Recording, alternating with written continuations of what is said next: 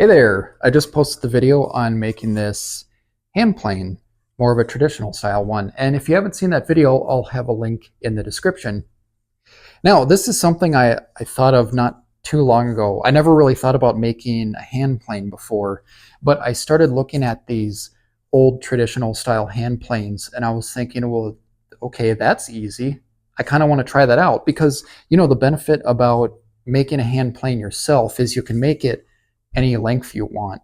So if you want something really great for planing down edges nice and flat, you don't have to spend a few $100s on a nice hand plane or, well, even more on a nice joiner. But this was a really fun project to build.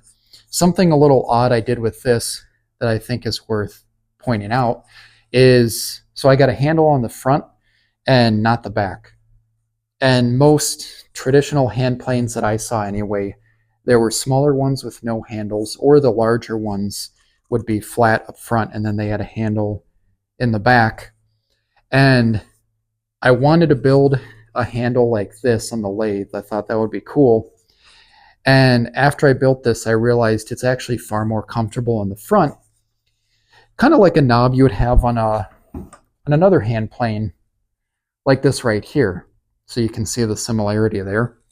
I wasn't really thinking about the grip handle in the back, and I thought about adding that as well, but it actually works pretty well without it. So I haven't decided yet whether I'm going to add the handle on the back. I may still do that.